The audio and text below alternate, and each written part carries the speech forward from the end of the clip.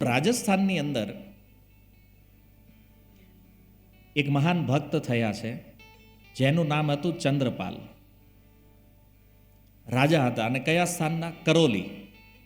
આજે રાધા મદન મોહનજી જ્યાં બિરાજે છે ને, કરોલીના રાજા. હવે રાજા છે એટલે વૃંદાવન આવવાની બહુ સંભાવના નહોતી, પણ મનથી વૃંદાવનમાં રહેતા. અને એવું મન વૃંદાવનમાં એનું લાગ્યું છે.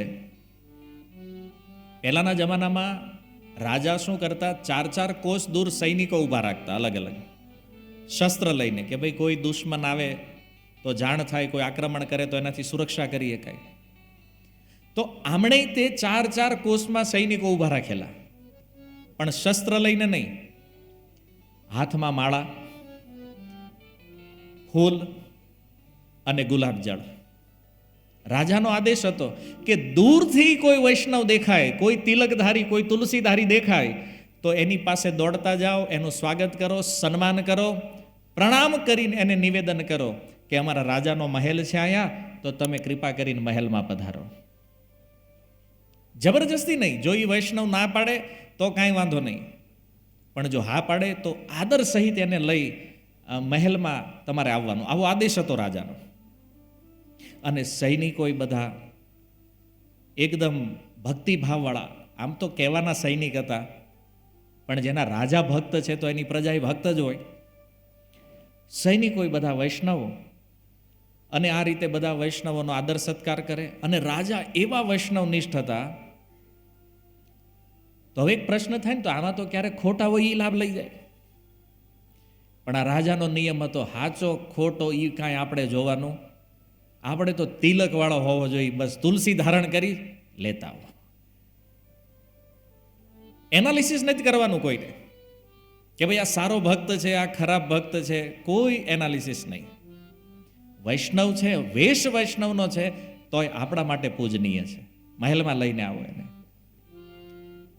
અને 1 દિવસ 2 દિવસ નહીં, 365 દિવસ આ ક્રમ ચાલતો એનો. આવી જ રીતે ભક્તોની સેવા કરે. અને આખું રાજ્ય તૈયારીમાં જ હોય એની ટાઈમ, કે કોણ ભક્ત મળે અને એને લઈને એની સેવાનો અવસર મળે, એનો આતિથ્યનો અવસર મળે.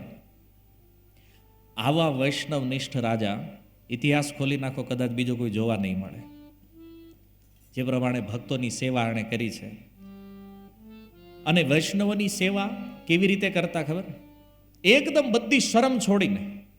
જો રાજા છે પોતે, પણ કોઈ વૈષ્ણવ જ્યારે એના મહેલમાં પ્રવેશ કરે ને, તો એના સિંહાસન ઉપર બેહાડે.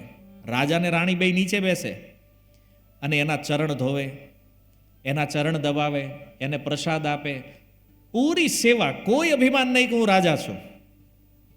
અને જ્યારે એ ભક્ત ત્યાંથી વિદાય લે ને, તો આ રાજા અને રાણી બે રડવા લાગે કે આજે તો તમે અહીંથી જઈ રહ્યા છો, આજે તમારો સંગ જે છે એ અમારા માટે કેટલો લાભદાયી હતો. હવે આ તમારો સંગ અમને મળવાનો નથી, તો તમે પાછા પધારજો. જ્યારે પણ તમારી ઈચ્છા હોય, આ મહેલના દરવાજા ખુલ્લા છે, અને તમે જણાવો પાછા ક્યારે આવશો તમે. આવી વિદાય જોઈને જે ભક્તો આવતા ને ત્યાં, એ બિચારા ગદગદ થઈ જતા કે સેવા કરવાવાળા દુનિયામાં ઘણા લોકો જોયા છે, પણ આ રાજા ચંદ્રપાલ જે છે, આની જેવી સેવા આજ સુધી કોઈની જોઈ નથી આપણે. તો બાજુના રાજ્યમાં એક રાજા હતા, એને આ વાત ખબર પડી કે કરોલીના રાજા આવા વૈષ્ણવનિષ્ઠ છે અને ગમે એની પૂજા કરે છે. પાત્ર કુપાત્રનો વિચાર નથી. તો એ રાજાને બહુ ક્રોધ આવ્યો. એ કે પાત્ર અપાત્રતા તો જોવી જોઈએ ને, અને આ નહોતું જોયું એટલે તો એલો રાવણ સીતાજીનું હરણ કરી ગયો. આમાં ભાઈ ખોટા લાભ લઈ જાય ક્યારે? તો આ બધું જાણવું જોઈએ, જોવું જોઈએ. તો એણે પરીક્ષા કરવા માટે એક નાસ્તિકને કીધું કે તું તિલક અને માળા ધારણ કરી અને કરોલી જા. નાસ્તિક તો નાસ્તિક છે. તો એ આવ્યો ત્યાં, કોઈએ રોક્યો નહીં એને, કારણ કે અહીંયા કઈ રોકટોક તો હતી જ નહીં આખા રાજ્યમાં. આવીને સીધો મહેલમાં પ્રવેશ. રાજાએ ખૂબ સત્કાર કર્યો. અને જો દક્ષિણા આપવાની પાછી એક વિશેષ વ્યવસ્થા હતી. એવું નહીં ખાલી સેવા કરીને વળાઈ દેતા. દક્ષિણા આપે તો રાજા પોતાના ખજાના પાસે લઈ જાય, એ મહેલમાં દરવાજો ખોલી નાખે અને એ જે વૈષ્ણવ એને કહી દે આમાંથી જે જોતું હોય ને લઈ લ્યો, તમારું છે. સેવાની કોઈ કોપી કરીએ કે આપવાની નહીં થાય, હે, ખુલ્લા દરવાજા, જે જોતું હોય તમારે લઈ લ્યો. તો એલો તો નાસ્તિક હતો, એને કામ થઈ ગયું આમાં, કે આપણે જેટલું લેવાતું હતું એટલું લઈ લીધું એને.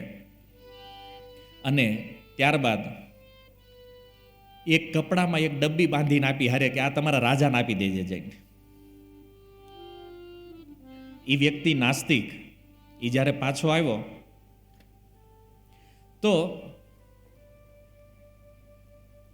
પેલા રાજાએ પૂછ્યું કે ત્યાં કેવી રીતે, શું ઘટના બની, હું વ્યવહાર? એ કે કાંઈ નહીં, હું ગયો, મારું ખૂબ સ્વાગત કર્યું, આ રીતે મને દક્ષિણા જોવા એટલું ધન આપ્યું એણે મને, અને તમારા માટે એક આ ડબ્બી મોકલી છે, તમારા માટે કંઈક વસ્તુ મોકલી છે એણે.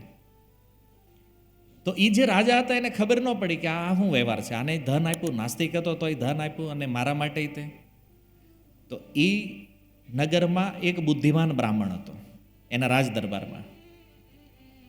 તો એ બ્રાહ્મણે કીધું કે જો આ જે ધનનો વ્યવહાર એણે કર્યો છે એના તમને કાંઈ સમજ પડી શું? આ નાસ્તિકને ધન એટલા માટે આપ્યું છે કે તમે વિચાર કરો કે તમારા કારણે એક નાસ્તિકને પણ એકવાર વૈષ્ણવ બનવાનો અવસર પ્રાપ્ત કર્યો છે. એ તો નાસ્તિક જ હતો, એને ભગવાન લેવા દેવા નહોતી, પણ એક દિવસ માટે ભલે તમે એને ભક્ત બનાવ્યો છે, એના બદલામાં આ ધન આપ્યું છે. અને તમને એક ફૂટી કોડી આપી છે, એ એટલા માટે કે એક વૈષ્ણવની પરીક્ષા કરવાનો જે પ્રયાસ તમે કર્યો છે. વૈષ્ણવની ક્યારેય પરીક્ષા કરવાની શું જરૂર છે? ભક્ત ભક્ત છે. પણ આ વૈષ્ણવ સદાચારથી વિપરીત સિદ્ધાંત છે જે તમે આચરણ કર્યું છે. એટલે ભલે રાજા છો પણ તમારું કામ એક કોડી જેવું છે. રાજાને એ ફૂટી કોડી આપી તો રાજા ઓર ક્રોધમાં આવી ગયો. બ્રાહ્મણે જ્યારે આ ખુલાસો કર્યો, રાજાએ કીધું એક કામ કરી, તું જા આવે. તો એ બ્રાહ્મણને મોકલ્યા. રાજાએ ખૂબ સુંદર સ્વાગત કર્યું. અને હવે જો બ્રાહ્મણ જે છે ને એ કથાકાર હતા. એણે રાજાને નિવેદન કર્યું, તમે જો કહેતા હોય કે કથા સંભળાવું, તો એ કે હા, બે ભક્તો મળે તો કથા, અને એનો આનંદ તો પછી કંઈક અલગ છે. ભક્તો ભક્તો વચ્ચે જ્યારે કથા છે ભગવાનની. રાજાને એટલો આનંદ થયો, એટલો આનંદ થયો, બ્રાહ્મણ 1 મહિનો રોકાઈ ગયા ત્યાં. રાજા રોજ નિવેદન કરે, આજ કંઈક ઓર કથા સંભળાવો, કંઈક ઓર કથા સંભળાવો. અને એમ કરતા કરતા 1 મહિનો, અને મહિના પછી એને કીધું દક્ષિણા જે જોઈ લઈ લ્યો અહીંથી. તો એટલે બ્રાહ્મણે જોયું તો ત્યાં એક પોપટ અને મેનાની એક જોડી હતી. એણે કીધું આ જે જોડી છે ને આમાંથી એક મને આપી દો. રાજાને આશ્ચર્ય થયું કે અત્યાર સુધી આવ્યા તો એ બધા ધન સંપત્તિ જે જોતું હતી લઈ જતા, અને તમે આવી કે મારે આ જોઈ છે, આમાંથી જે મેના છે ને એ મને આપી દો. તો એ મેનાને લઈ અને પોતાના રાજ્યમાં આવ્યા પાછા. રાજાએ પૂછ્યું કે શું ત્યાં દરબાર કેવો હતો? તો એટલે બ્રાહ્મણે કીધું હું નહીં કહેવા, મેના કહે છે દરબાર કેવો હતો. તો એ જે રાજાના દરબારમાં જે બેઠા હતા ને એ બધા માંડ્યા વાતો કરવા આપસમાં. એટલી ચર્ચા કરવા માંડ્યા, એટલી ચર્ચા, બધી ગામની ગ્રામ્ય કથા. એવી ચર્ચાઓ કરી ત્યારે એ મેના બોલે છે કે અરે પાપીઓ, કૃષ્ણ કહો, રાધા કહો, આ સંસારની ફાલતુ ચર્ચા શું કરો બેઠા બેઠા તમે? એ મેના બોલે છે. તો રાજાએ પૂછ્યું કે આ કોણ છે? એ કે એ દક્ષિણામાં હું લઈને આવ્યો છું ને ત્યાંથી. તમે જુઓ, જેના રાજ્યના પશુ પક્ષી તે રાધા અને કૃષ્ણ બોલતા હોય તો એ રાજાનો દરબાર કેવો હશે એ તમે કલ્પના કરી લો. અને તમારા રાજ્યના લોકોની સ્થિતિ જુઓ, ગામની કરવા સિવાય બીજું કાંઈ કરતા નથી. હે, અને એક કરોલીના રાજા છે કે જેની મેના પણ રાધા કૃષ્ણ બોલે છે.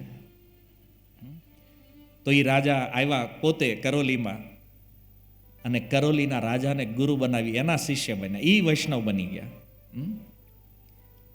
તો તો તનથી રહેવાવાળા ભક્તોની તો કોઈ કમી નથી વૃંદાવનમાં, પણ મનથી રહેવાવાળા આવા જે ભક્તો છે, આ ભક્તોએ વાસ્તવમાં ભગવાનને અને ભગવાનના ધામને પ્રાપ્ત કર્યું છે. હાલાકી ધામ અને ભગવાનમાં કોઈ અંતર નથી. ધામ ભગવાનનું જ સ્વરૂપ છે, ભગવાનની શક્તિ છે.